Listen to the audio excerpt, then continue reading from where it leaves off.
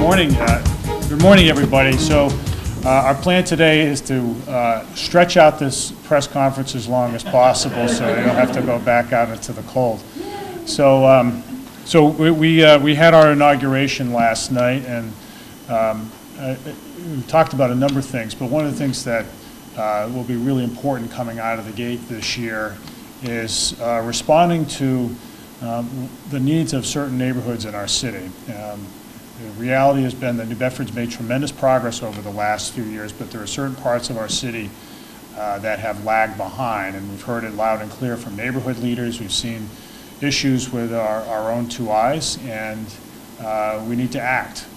This is a city that has, that really takes to heart the idea that we are, as the chief has put so eloquently in the past, a city of one. We're a city that cares about, and a city government, the administration and city council alike, a city that cares about every single neighborhood. We want everybody, every neighborhood, every corner, every street to be counted. And so in that vein today, we are focusing our attention on certain specific neighborhoods, certain neighborhoods that have been in distress over the years despite the city's overall improved climate. And it all starts with public safety. No neighborhood can flourish. No neighborhood can have live up to its potential. No neighborhood can truly be a place that is inviting to outsiders and nurturing to children and seniors if it is not safe. And so we begin the new year with taking on public safety head-on in these particular neighborhoods. We've been working at it for a while, for some months now, through the police department's initiatives on community policing. We've changed tactics. We've gotten police officers out of their cars and engaging members of the community, business leaders and neighbors. We have worked very hard on making sure we have the right leadership in the right places in those neighborhoods. We've made leadership changes in the police department that will, I think, facilitate greater community engagement. And we have also been working very hard on integrating our use of data into all of our deployment decisions, and the chief has made tremendous progress in that way. But there's more to do, and specifically, we think that in certain neighborhoods, we need to have quite literally more eyes on the place. And so we are announcing today the implementing of, or a proposal to implement more cameras in the neighborhoods that are the most distressed in the city. We've already begun this work. In the lower north end, where we think we have the most work to do, we've changed entirely the platform on which, the digital platform on which our cameras rest. And that is being implemented as we speak with current funding. We want to take that to all of the neighborhoods that we think really need to catch up in the city, and there's a list of them that's in the press release. But the idea here is, as any prosecutor would tell you, having camera evidence can make all the difference in solving a crime. There's an old saying that goes, you can't cross-examine a tape, and it's so true. We know that, and we know that well. The criminals know that very well also.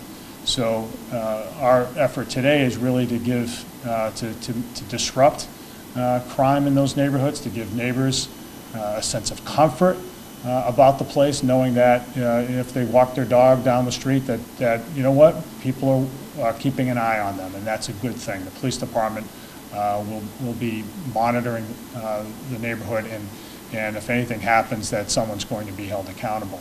That's the goal here. That's the idea. So the plan is more specifically is to spend out of free cash, the city's free cash, nearly $200,000 to build out this platform.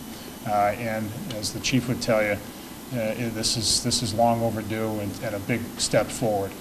We need to fight crime in our city. We need lots of things. We need a high-functioning police department. We need to work closely with the DA's office. Real threats to our community do need to be addressed by the court system, but we also need the technical capacity, the modern equipment to make it happen on the ground. And so that's the plan today, and that's what we're doing. Before I call the chief up, I do want to thank the chief for bringing the idea forward, and I also want to thank the members of the City Council who are here today who cared deeply about this. We've had many conversations over the years.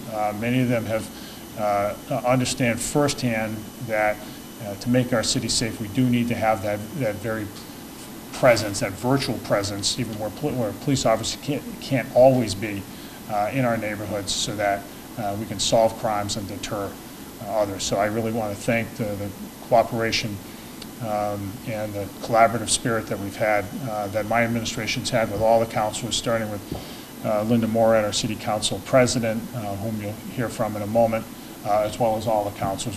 This is something that we are totally on board with, as you can see by the presence of councilors here today.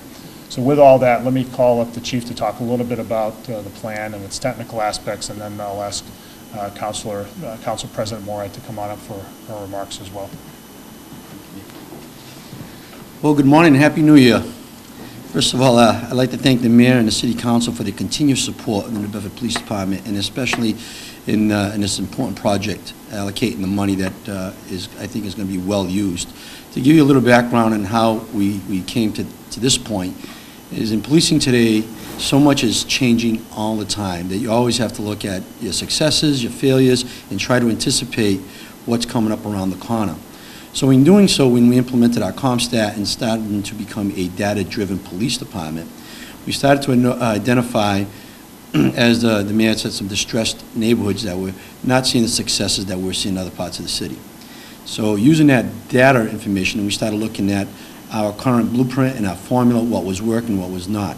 We identified some flaws in our current camera system, which then led us to redesign that whole platform, that blueprint. And what we've created is, going forward, is pods of systems throughout the city, so that if one system or one camera goes down, it doesn't impact the entire system, and gives the opportunity to be much more efficient and effective in getting all our cameras back up and running, because if they're not running, they're no good to us. So using that data and strategically and tactically placing these cameras where the data is actually driving us, but also in having the communications and building our relationships with the community, meeting with neighborhood leaders and members of the neighborhoods, doing our walks with the mayor in the neighborhoods and meeting with many of the business owners. It was clear that the data and the information that we're getting back from the community were synonymous, that this is where we need to start thinking about deploying a camera system that is going to be effective and efficient and multiply the police efforts. We have an incredible police department of men and women that are dedicated and compassionate about their work, professionals, but by taking this technology and pairing that up with our police officers' abilities, it will only enhance and gives a better success ratio in these neighborhoods, bringing up to par to the rest of the city. For example, our officers now have the capacity of looking at cameras in the public housing areas. We hope to do the same with these cameras. So when a call comes in for service at one of these neighborhoods, and I'll talk about a few in a moment, the officer at the desk can start to really have eyes in the sky, so to speak, of what's going on and start relaying that information to the responding officers with clear and concise information and detailed information to enhance the police officer's response, their safety, and the safety of the public. But even aside from that, when the officers are at the desk, we don't expect that they're going to be looking at the cameras 24 hours non-stop. But while they're at the desk doing their regular business, they're glancing over these cameras and seeing anything that's out of the ordinary, also adding the ability to call in and get a police officer over there quickly before the calls of service start to come in. So that is a recipe for success that we hope to continue to build on. But we're also taking that as part of our bigger formula. We continue to look at our formula, what's working, what's not, and what we can anticipate. So we made some leadership changes in the department, and North End right now we have Captain Mello that's doing an incredible job. But we've learned in the last month or so, we put a strategy called saturation patrols over a significant time frame. So it's not long-term, but significant time frame, using our data, using the information that we're getting from the public that live and have businesses in these neighborhoods. We take all our resources from the uniform patrol, from our specialized units, our gang unit, our narcotics unit, our detectives, our community policing unit, administrative officers, and we schedule them over this time frame so that we have presence going in and out at all times from a variety of all these units, including our partners, our law enforcement partners with the state and the federal agencies also to come in. And we've seen great success in that. So we hope to use the data, the cameras, the information intelligence that we're getting from the community, which is crucial, and then strategically place these strategic saturation patrols throughout the city in these neighborhoods that we've identifying through all this information. But the cameras is a crucial piece of this work, and it's going to only do what we're doing very well, do even better and more effective and efficiently. So that's the Reader's Digest version of what we're trying to do. Just to give you a little briefing on some of the neighborhoods that we've already started some of the work, and the rest of the work will be done very shortly, is the North End area. We have an area, when you're talking about North Front Street, Belleville Avenue, Cushing Avenue, Ashley Boulevard, Brook Street, running all the way from the Cogs Hall Street northerly, without getting into specific locations. We've already started that work. So we're going to have a net of cameras up in that area. And we also have the ability to move cameras. And then we're taking that work, and we're also doing a similar in the South End. When you're talking about Ruth, McGurk, Cove Street, part of Brock Avenue, we're doing the same work down there. And then when you look over at the Monty's Playground area, at Cushing Avenue, we're doing a similar project in that area as well. And then, of course, outside of Temple Landing, where Temple Landing's done very well, and it's been great to the success. And I know because I had the good fortune of working with POA when they were starting to redesign Temple Landing, is they put a ton of cameras on their property. So generally what happens just starts to, spread out or dissimulate some of those behaviors. So now what we want to do is expand that network outside of Temple Landing as well. So that gives you an idea of some of the areas that we're working, some of the neighborhoods, based on the data that we got and the information that we've been able to glean from having these relationships with the community. So that really is it. Thank you very much. All right, thanks, Chief. All right, thank you. And I appreciate, I think we all appreciate the explanation and the context you offered, and it's a demonstration of how on top of things the police department is, which gives us all confidence. As I said earlier, this is a collaboration between my administration and the police department and the city council, and it bears emphasizing my gratitude to the city council and to Council President Morad for making this a priority, and for our collective willingness to address the issues that the public have identified as being particularly important to them. It's no surprise that, as it is in any city, that there are places where that have to be made safer, and that's specifically what we're going to do in New Bedford. And what's different about New Bedford from some other places is that we're not forgetting about those neighborhoods that need the most help. So, Council President Morad, I really appreciate the level of collaboration that we've already starting off with in this new term, and I ask you to come on up and say a few words. Brian Gomes, pinch hitting, Council President. Brian Gomes, City Council at large, and one of the primary proponents of cameras in the city for a long time. Thank you very much, Mayor. Good morning, everyone. On behalf of the entire City Council, Councilor Coelho, Councilor Markey, who is here with us, Councilor Giesta, Ward 4 Councilor Dana Ribeiro, and the Council President, and all the other members that could not be here today. This is an initiative long time in the waiting for the city of New Bedford, and the City Council has been a strong proponent of cameras. This now is going to put some more eyes on the streets of the city of New Bedford, and some of them troubled neighborhoods that you've often heard us all talk about, which I think is really going to make a difference. But I want to send a clear message out to the general public. This is not the savior of keeping your neighborhood safe. We still need the neighborhood people to be involved, to be the eyes and ears, to let the police department know when you see something that doesn't belong there, shouldn't be part of your neighborhood, or is causing havoc within the neighborhood. You still have to pick up the phone. The nice thing about this system that I understand that we're getting is it's kind of portable too. So for the rest of the city, you're not being left behind.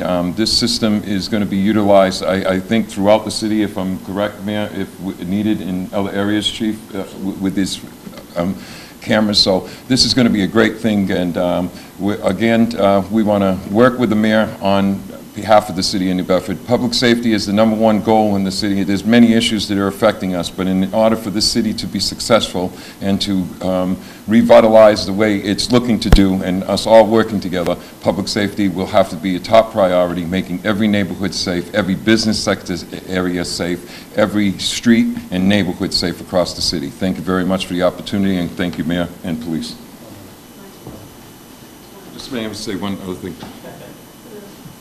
I'm sorry. I forgot about Ward 5 Councilor Scott Lehman, and I do want to say this to the general public. We have a department that is a great police department, and there's some great men and women that walk these streets and work on these streets.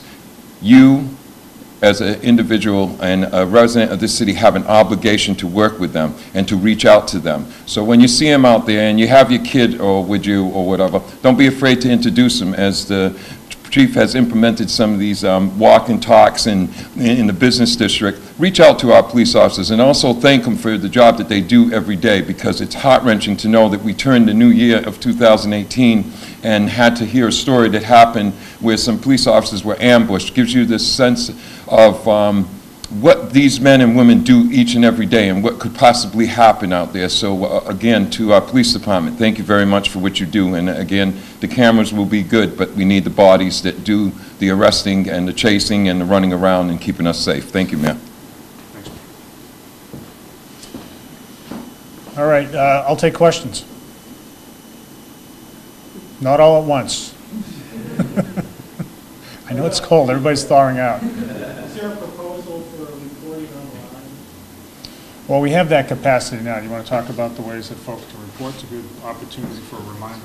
Sure, yeah, we're talking about tips and information. So you can go online, you can leave it anonymously to us. It'll ask for a name, but you can put Mickey Mouse, and we don't check. We just want the information. You can do it online. We have a tip online that you can call as well, and you can go the old-fashioned way. As I've mentioned many times, I've gotten greeting cards with intel information on the inside. You don't have to put your return address on it. You can send it right over to the police department, put my name on it, and we'll take information any way we can. And it's crucial that we get information, especially now with the cameras, because if something's going on in your neighborhood and you call it into us, you get the information. We have the ability to go back and look at those cameras and those recordings. So to really supplement the intelligence that you give us. As Councilor Brian Gomes said and the Mayor said before, it's crucial to have the people, the citizens that live in New Bedford to get this information to us. But feel secure that we do not share that, who gave us that information. You'll be completely anonymous. We just want the information. Thank you. What's the quality of the images? I mean, sometimes you get these convenience store surveillance systems and you can't make out what they're wearing. State of the art. As one of the folks, the vendors we were dealing with said, we will be leading the area on the type of cameras we're putting in. It's state of the art. It would be hard-pressed to find anybody in the region that has anything similar to it.